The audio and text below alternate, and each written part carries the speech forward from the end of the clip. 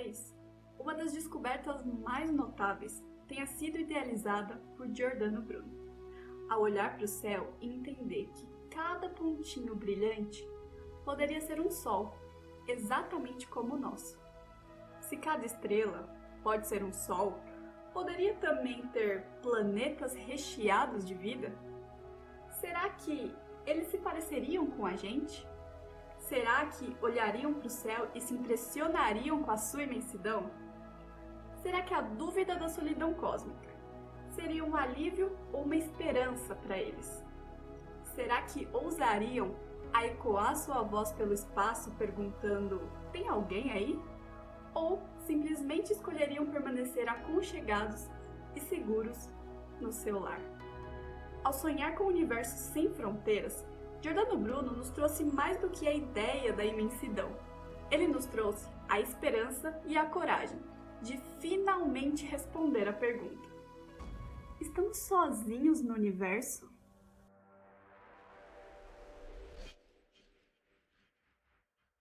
As questões sobre se existe ou não vida além das fronteiras da Terra estão intimamente relacionadas com as nossas inquietações sobre as origens da vida e sobre qual que é o nosso lugar no universo. Apesar de ser uma pergunta muito importante, ela também é muito difícil de ser cientificamente respondida, por dois motivos. O primeiro deles é que nós vivemos num universo muito grande, e o segundo é que nós ainda somos seres muito limitados. E tudo isso gera uma grande dificuldade na busca das civilizações alienígenas. Por ser uma busca cara e difícil, é natural que a gente precise de bons argumentos para justificar o investimento nela. E como bons argumentos sempre estão acompanhados de bons números, no vídeo de hoje nós vamos discutir uma pergunta que, apesar de simples, não é tão intuitiva. E essa pergunta é: quantas civilizações existem na nossa galáxia? Pensando nisso, na década de 60, Frank Drake propôs uma maneira da gente entender quais são as nossas chances de encontrar civilizações alienígenas, algo que ficou conhecido como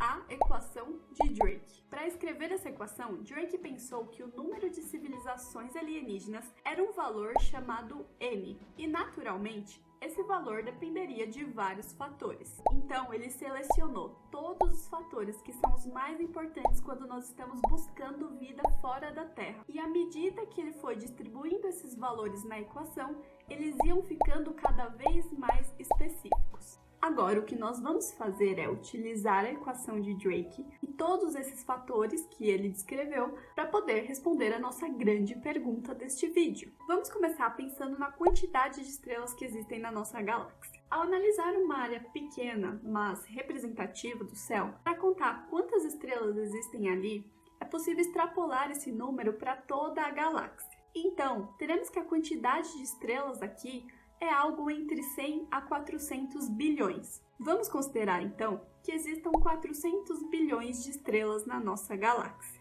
Agora, nós estamos interessados em saber quantas dessas estrelas possuem sistemas planetários. Observações de estrelas jovens, junto com a missão Kepler da NASA, nos ajudaram a responder essa pergunta. E a resposta foi empolgante. Aparentemente, a formação de sistemas planetários é algo comum. Estima-se que metade das estrelas da nossa galáxia estão acompanhadas de planetas. Então, vamos considerar que a fração de estrelas com planetas é meio. Isso significa que se cada estrela tiver um planeta, podem existir 200 bilhões de planetas na nossa galáxia. Mas, se cada estrela tiver 10 planetas, mais ou menos como é aqui no nosso sistema solar, então poderiam existir 2 trilhões de planetas na nossa galáxia. 2 trilhões de mundos a serem explorados. Mas calma, não se empolgue ainda. Nós temos que ser muito cuidadosos aqui, porque afinal nem todos os planetas possuem condições para a vida. Por isso, o próximo passo é avaliar quantos planetas possuem condições favoráveis para o desenvolvimento da vida. Quando falamos nisso, existem algumas coisas que precisam ser consideradas, como por exemplo, qual que é o tipo de estrela ideal, qual que é o tipo de planeta ideal, em que localização esse planeta está em relação à sua estrela.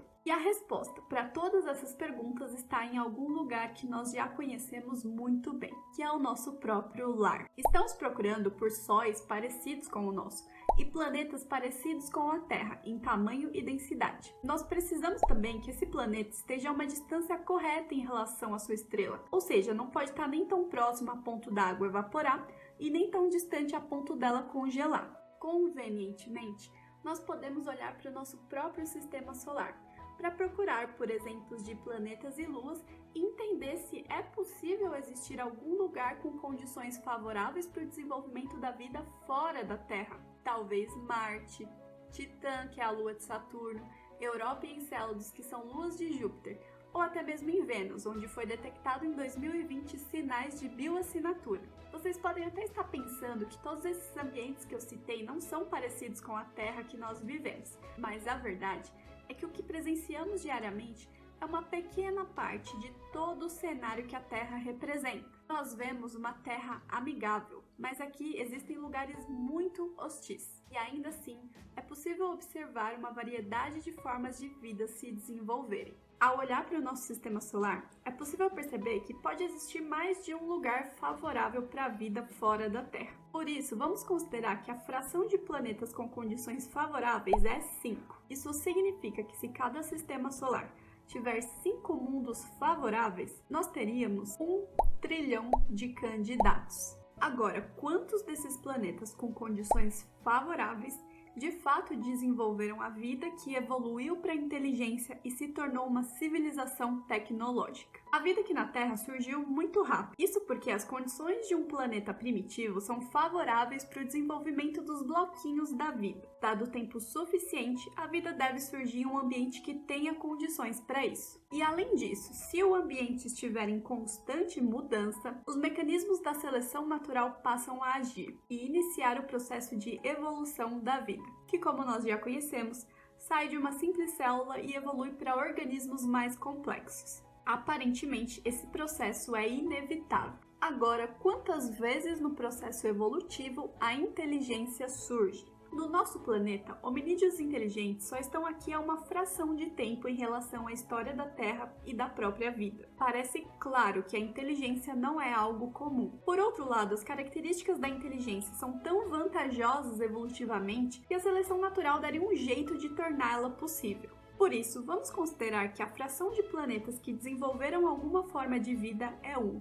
Agora, vamos ser mais conservativos em relação às formas de vida inteligente e com capacidades tecnológicas. Vamos dizer que a inteligência surgiu em 1 a cada 10 e a tecnologia surgiu em 1 a cada 100. Isso significa que se existe 1 trilhão de mundos favoráveis para o desenvolvimento da vida, provavelmente em todos eles a vida se desenvolveria. No entanto, a vida inteligente surgiria em 100 bilhões deles e as civilizações avançadas em 1 bilhão deles.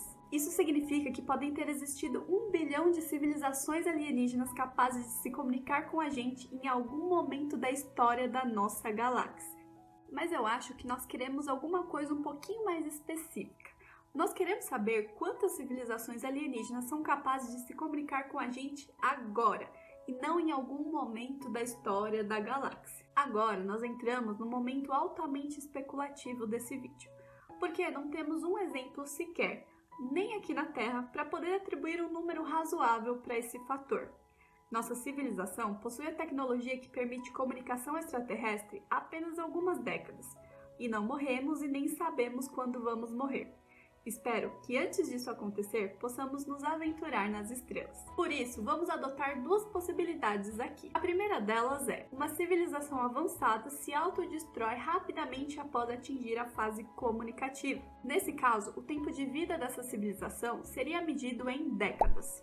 A segunda condição é: uma civilização avançada aprende a conviver com os avanços tecnológicos, e nesse caso, o tempo de vida dela seria medido em séculos. No caso onde a civilização consegue conviver com os avanços tecnológicos, é razoável a gente pensar que uma civilização como essa utiliza a tecnologia a favor da sua própria evolução. Sendo assim, essa civilização poderia atingir um nível de escala evolucionária estelar, e o tempo de vida dela poderia ser medido em milhões de anos. As 2 escolhas nos levam a número de civilizações totalmente diferentes. Se nós estivermos falando de civilizações que têm o tempo de vida medido em décadas, Então, provavelmente podem ter 10 civilizações alienígenas na nossa galáxia. Agora, se nós estivermos falando de civilizações que têm o seu tempo de vida medido em milhões de anos, então existe a probabilidade de existir 1 milhão de civilizações alienígenas ou mais.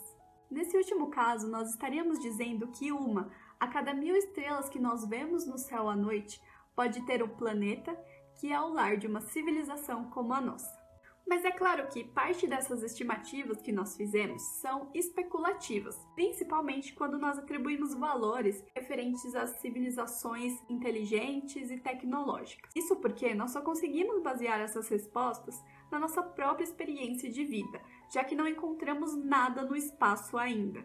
Nossa esperança é que o SETI, o Programa de Busca por Inteligência Extraterrestre, um dia possa nos trazer valores mais realísticos, ou quem sabe se comunicar pela primeira vez com uma civilização alienígena. Até lá, essa é a nossa melhor ferramenta com as nossas melhores sugestões, para estimar a probabilidade da existência de civilizações alienígenas e se estamos realmente sozinhos no universo. Mas vamos pensar num negócio aqui. Se podem existir de 10 a milhões de civilizações alienígenas capazes de se comunicar com a gente agora, aqui na nossa galáxia, onde elas estão? Se você também se fez a mesma pergunta, eu te convido para assistir o próximo episódio dessa série sobre os alienígenas, onde nós tentaremos responder essa pergunta. Para não perder o próximo episódio, eu te convido também a se inscrever no canal, ativar o sininho para ser notificado quando ele sair e deixar o seu like se você gostou desse vídeo. Até o próximo vídeo!